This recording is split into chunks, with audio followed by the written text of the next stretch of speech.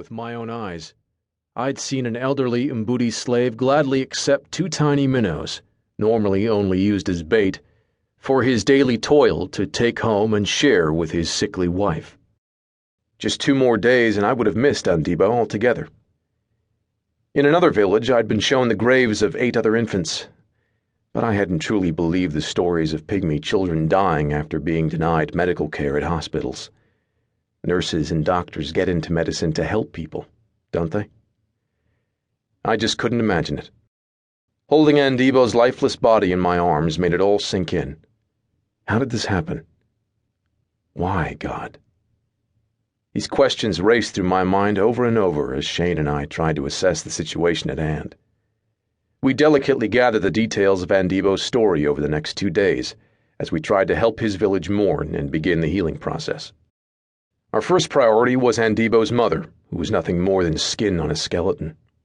I handed some money to our 2 Congolese translators, who hiked back out of the jungle to a dirt road where they caught a ride on a boda, or motorcycle taxi, for the 3-hour ride to the town center where the Mokpala lived. Sending them ensured the Mokpala wouldn't jack up the prices the way they would have if they were selling goods to a Mzungu, or white man. They returned hours later with fresh mango, passion fruit juice, tilapia, and rice, which we fed to Andibo's mother slowly, reminding me of my wrestling days when a teammate would carefully rehydrate his body after a hellish weight cut. Gradually, her hollowed-out eyes began to flicker with life again. She was able to stand, and then a single tear fell down her cheek, chased by another and another as she began to weep. Earlier, I'd quietly asked our translators to also purchase a shovel and a casket. In another village, the pygmies had given me the name Efeosa, which means the man who loves us. And if I was really going to be this man, I wouldn't let these starving slaves dig a grave. I was here. I was able. I wanted to ease their burden in any way I could. The next day, myself, Shane, and our 2 translators took turns digging until our hands blistered and bled. The tribe wailed in unison for hours as we worked silently. I never knew the shedding of tears could be accompanied by such a horrific sound of pain. When we laid down Andibo's thin wooden casket, covered by an ill-suited bright blue fabric dotted with vibrant red roses, the mourning villagers covered their faces.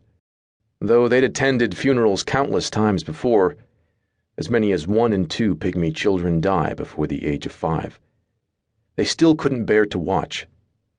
I wanted to cover my eyes, my ears, and my heart all at the same time. I wish we'd been able to bury just a little bit of this village's heartache in that grave, but the pygmy's grief was a continuous, never-ending circle. During our dig, the chief had asked if we'd make a second grave for Andibo's mother.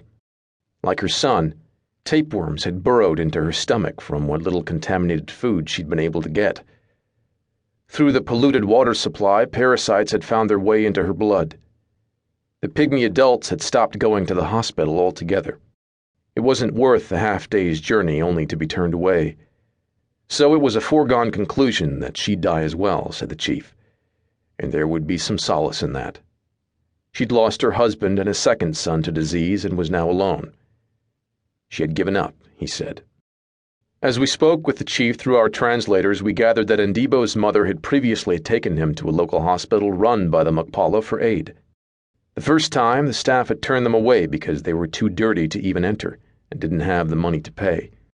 In desperation, the village had culled their sparse resources together and had returned to lay out firewood, salt, a chicken, eggs, and the equivalent of $3 on the hospital steps, more than enough to cover the cost of Andibo's medicine. This time, the staff made it clear that no amount of money would be enough. They wouldn't waste the medicine on a pygmy animal. Andibo's ailments had not only been preventable, his cure of just 1 pill had been affordable. It would have only cost a few dollars to save him. Instead, I spent $48 on his coffin.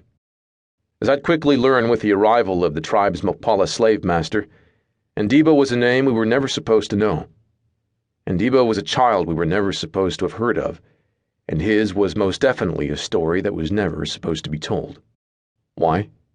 Because there were countless others with stories just like this one, and the Mokpala were determined to make sure they never left the confines of this jungle.